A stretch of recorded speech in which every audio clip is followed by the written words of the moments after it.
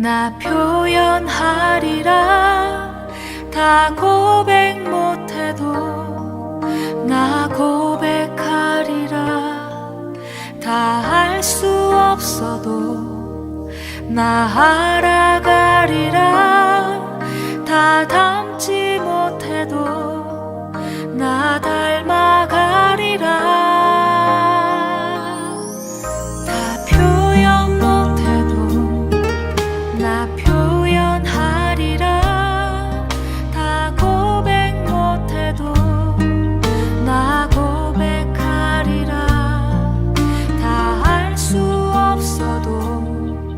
나 알아가리라. 다 닮지 못해도 나 닮아가리라. 그 사랑 얼마나 아름다운지, 그 사랑 얼마나 날 부욕해 하는지, 그 사랑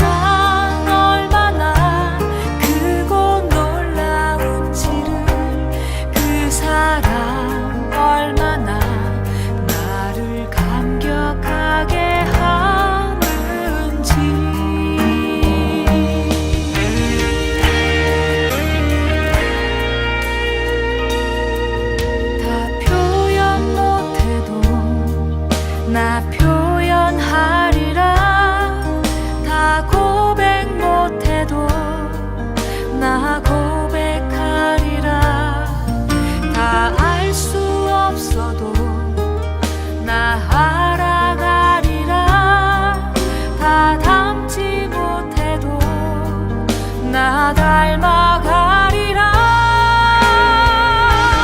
그 사랑 얼마나 아름다운지, 그 사랑 얼마나 날 부욕해 하는지, 그 사랑 얼마나 크고 놀라운지를, 그 사랑 얼마나 나를 감겨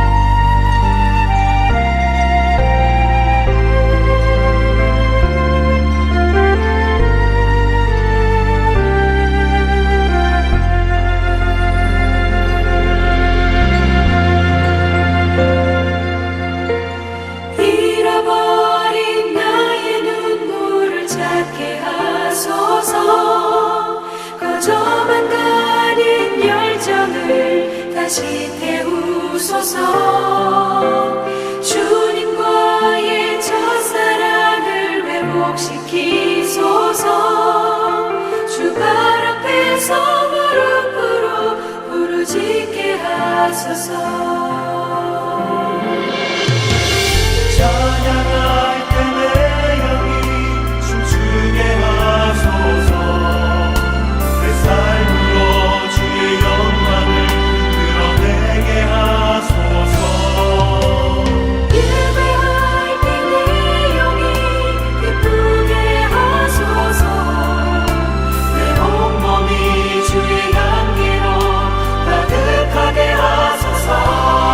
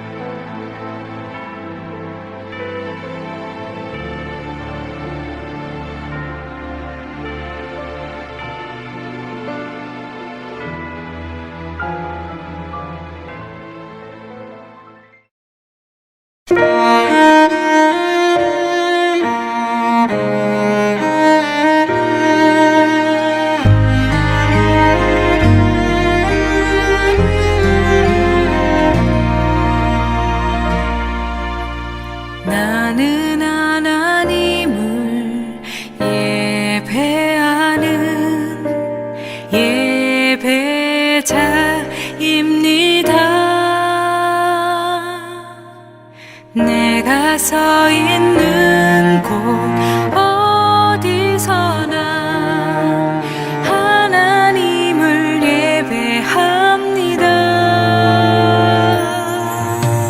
나는 하나님을 예배하는 예배자입니다. 내가 서 있는 곳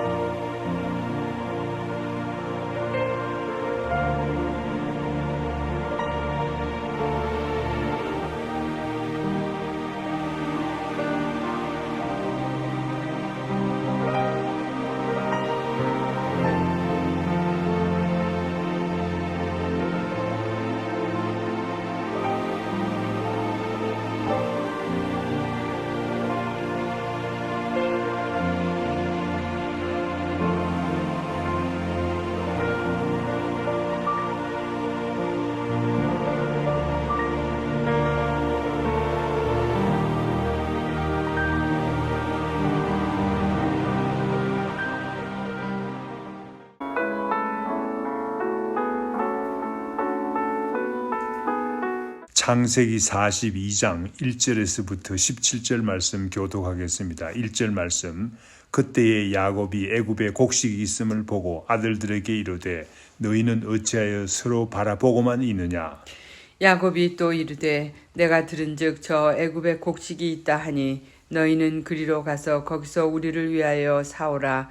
그리하면 우리가 살고 죽지 아니하리라 하매 요셉의 형 10사람이 애굽에서 곡식을 사려고 내려갔으나 야곱이 요셉의 아우 베냐민은 그의 형들과 함께 보내지 아니하였으니 이는 그의 생각에 재난이 그에게 미칠까 두려워함이었더라. 이스라엘의 아들들이 양식 사러 간 자 중에 있었으니 가나안 땅에 기근이 있음이라.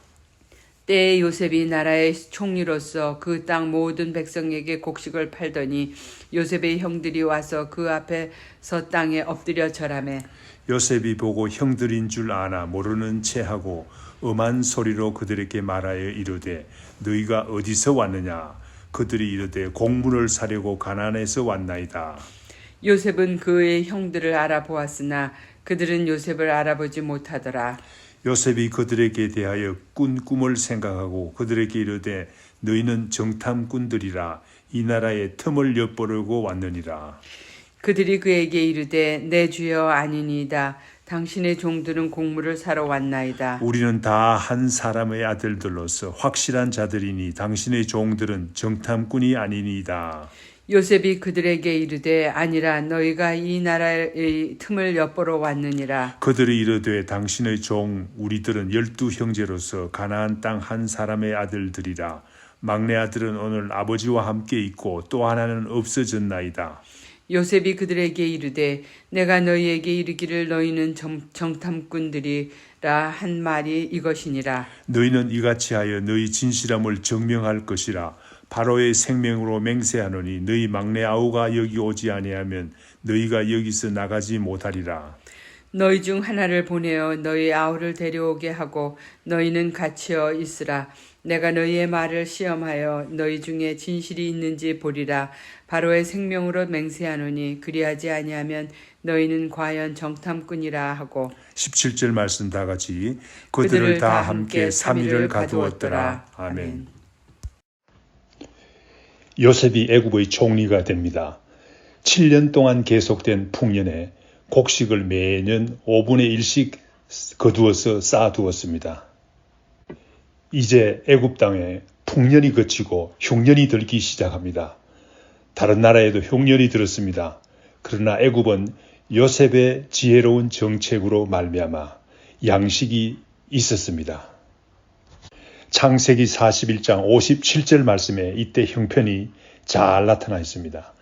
각국 백성도 양식을 사려고 애굽으로 들어와 요셉에게 이르렀으니 기근이 온 세상에 심함이었더라 라고 했습니다. 온 세상에 기근이 심했지만 하나님께서 주신 지혜로 요셉이 다스리는 애굽에서는 먹을 양식이 있었던 것입니다. 오늘 우리가 읽은 본문 말씀 1절, 2절 말씀에 보면 야곱의 식구들이 살고 있는 가나안 땅에도 흉년이 들었습니다. 야곱이 애굽에 곡식이 있음을 보고 들었다고 합니다. 아마도 무역을 하는 대상들 편으로 이 소식을 알았을 것입니다. 야곱은 아들들에게 독촉을 합니다. 애굽에 가서 양식을 사오라고 합니다. 양식을 사오지 않으면 우리가 죽을 수도 있다는 말을 볼 때에 흉년이 대단히 심각한 것을 알 수 있습니다.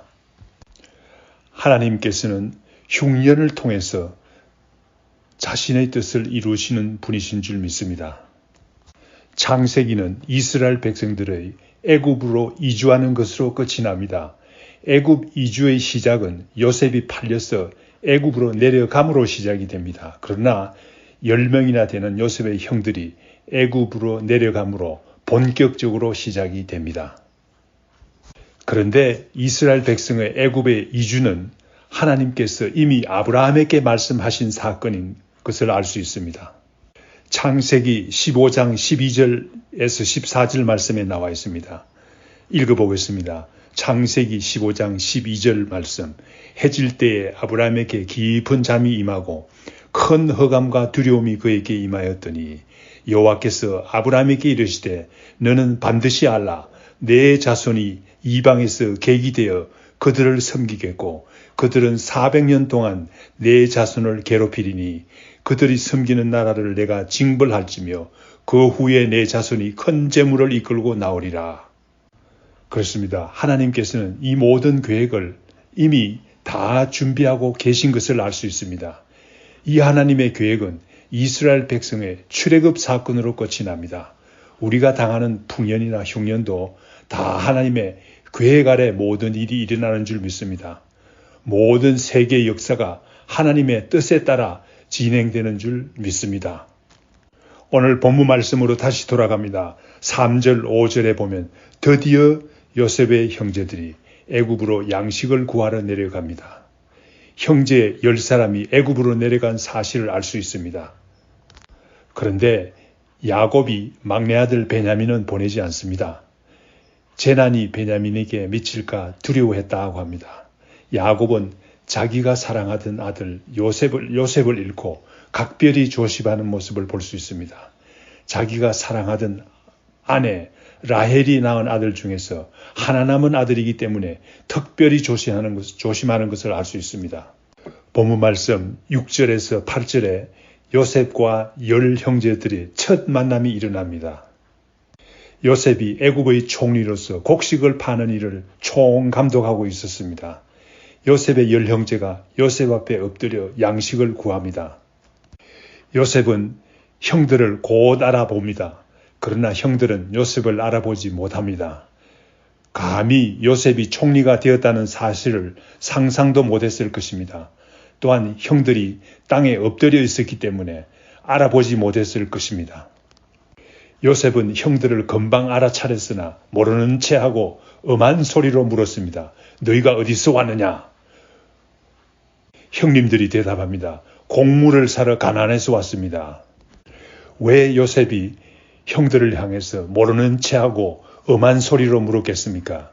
형들의 마음의 태도를 보기 위해서 엄한 소리로 물었다고 생각합니다. 요셉이 형들을 보았을 때 만감이 교차되었을 것입니다. 그렇게 살려달라고 애원하는데도 자기를 노예로 팔아버린 형들이 얼마나 원망스러웠겠습니까? 요셉은 자신이 애굽에 팔려온 것이 하나님께서 하신 일인 줄 알았습니다. 모든 일이 더 잘된 것으로 생각했습니다. 그러나 형들의 마음을 알기 원했던 것입니다. 창세기 45장 5절 말씀에 보면 요셉의 마음을 알 수 있습니다. 창세기 45장 5절 말씀. 당신이 나를 이곳에 팔았다고 해서 근심하지 마소서, 한탄하지 마소서. 하나님이 생명을 구원하시려고 나를 당신들보다 먼저 보내셨나이다. 요셉의 이 고백을 볼 때 요셉은 하나님께서 온 가족의 생명을 구원하시려고 자신을 미리 애굽으로 보내신 것을 알고 있었습니다. 형님들을 용서한 것을 알 수 있었습니다. 그러나 용서는 회개가 있을 때 시작되는 줄 믿습니다. 9절 말씀에 요셉이 그들에 대하여 꾼 꿈을 생각하고 라고 했습니다. 요셉이 꾼 꿈이라는 것은 창세기 37장 5절에서 9절에 나오는 꿈입니다. 요셉이 꾼 꿈은 어떤 꿈입니까? 형들의 곡식단이 요셉의 곡식단을 둘러서서 절하는 꿈을 꾸었습니다. 그 꿈이 이제 이루어진 것입니다. 10 형제들이 자기 앞에 엎드려 굴복하고 있는 모습을 볼 때 그 꿈이 그대로 이루어진 것에 대하여 요셉도 놀랐을 것입니다. 그러나 요셉은 형들이 진실로 회개하는 모습을 보기를 원했던 것입니다. 그래서 오히려 더 엄하게 너희는 정탐꾼들이라 이 나라의 틈을 엿보려고 왔느니라 라고 하면서 섭바이 혐의를 씌웁니다. 대단한 제목입니다. 감옥에 가두기 위한 제목입니다. 그때까지 형들의 회개하는 모습을 볼 수 없었기 때문입니다. 10절에서 11절에서는 형들이 극구 변명합니다. 자신들의 신원에 대해서 자세히 이야기하기 시작합니다. 형들이 자신들은 정탐꾼이 아니라 곡물을 사기 위해서 온 사람들이라는 사실을 증명하기 위해서 가족 이야기를 조금씩 합니다. 형들은 한 사람의 아들이라는 사실을 밝힙니다. 아버지 야곱의 이야기가 나오자 요셉은 더욱더 자신의 가족 형편을 알기를 원합니다. 더욱 압력을 가합니다. 그래서 12절 말씀에 아니라 너희가 이 나라의 틈을 엿보러 왔느니라 라고 하면서 더욱 압박을 가합니다. 그렇게 하자 13절에 형들이 더욱 자세히 자기들의 가족 사항을 이야기합니다. 원래 12형제인데 막내 아들 베냐민은 아버지 야곱과 함께 있고 또 하나 요셉은 그냥 없어졌다고 합니다. 이 말에는 아직도 형들의 회개의 모습이 보이지 않습니다. 그래서 14절에서 요셉은 조금 더 여유를 주지 않고 너희들의 한 말을 볼 때 분명히 너희들은 정탐꾼이라 라고 합니다. 15절 17절에서 결국 요셉은 결정합니다. 너희들이 정탐꾼이 아니라는 사실을 증명하기 위해서 집에 있는 막내 아우 베냐민을 데리고 오라. 너희 중에 한 사람만 돌아가서 막내 아우를 데리고 오라 라고 합니다. 그리고는 모든 형제들을 3일 동안 옥에 가둡니다. 형들에게 진실로 회개할 기회를 주기 위함인 것을 알 수 있습니다. 우리가 읽지는 않았지만 18절 이하의 말씀에 보면 요셉이 다시 말합니다.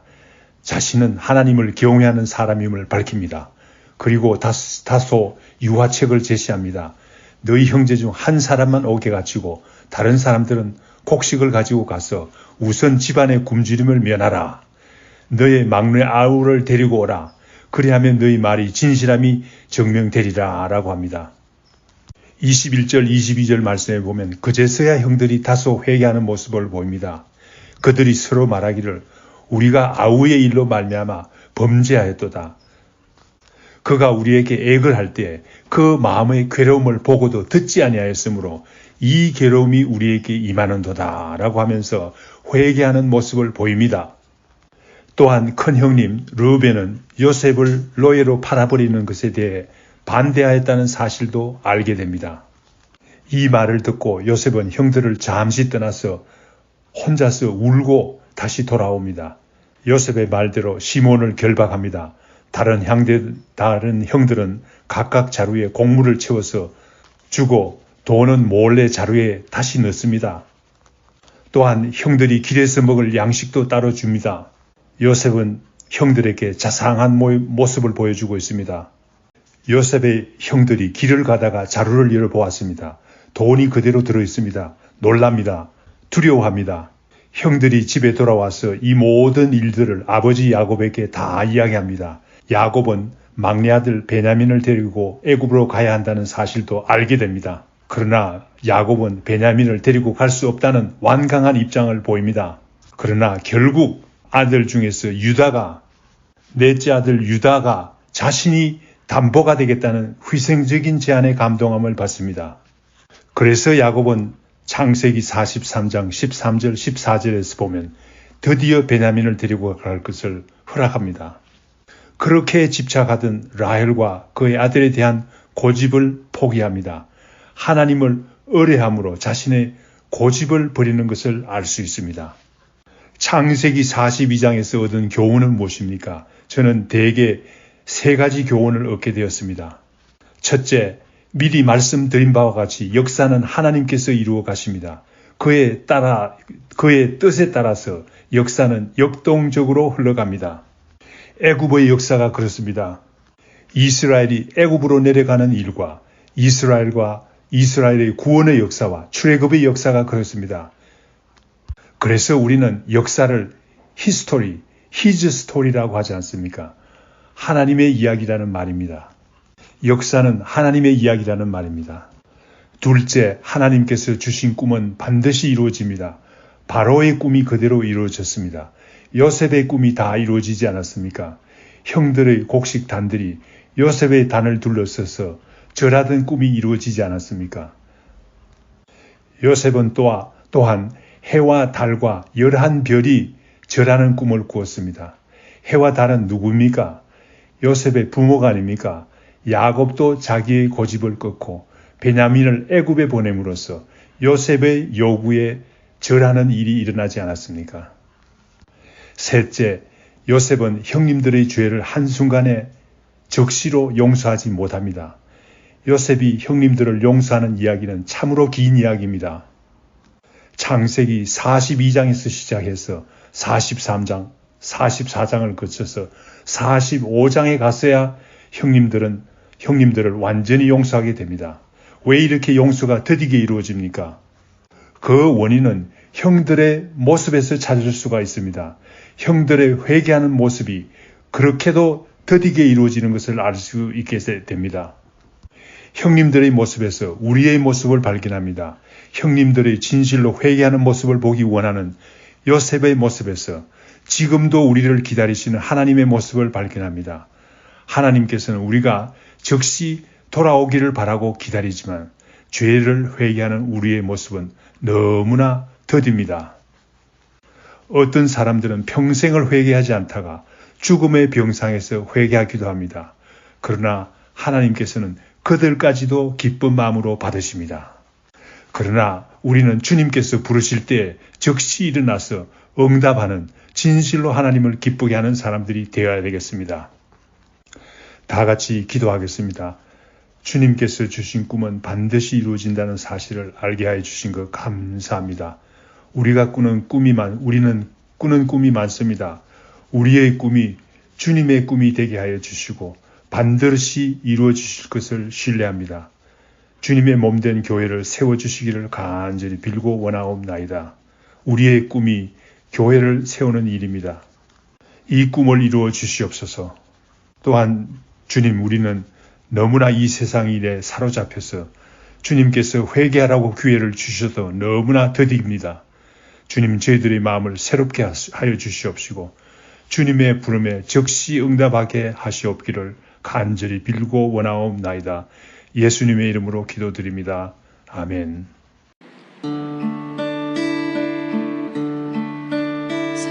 사랑의 주님이 날 사랑하시네.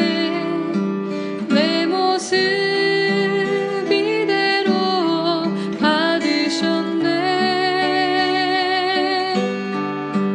사랑의 주님이 날 사랑하듯이 나도 너를 사랑하며 섬기리.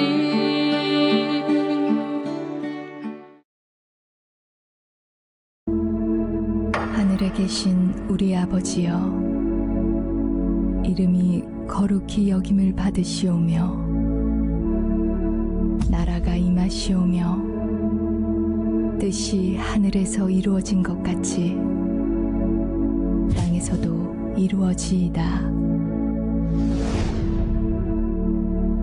오늘 우리에게 일용할 양식을 주시옵고 우리가 우리에게 죄 지은 자를 사하여 준 것 같이 우리 죄를 사하여 주시옵고 우리를 시험에 들게 하지 마시옵고 다만 악에서 구하시옵소서. 나라와 권세와 영광이 아버지께 영원히 있사옵나이다.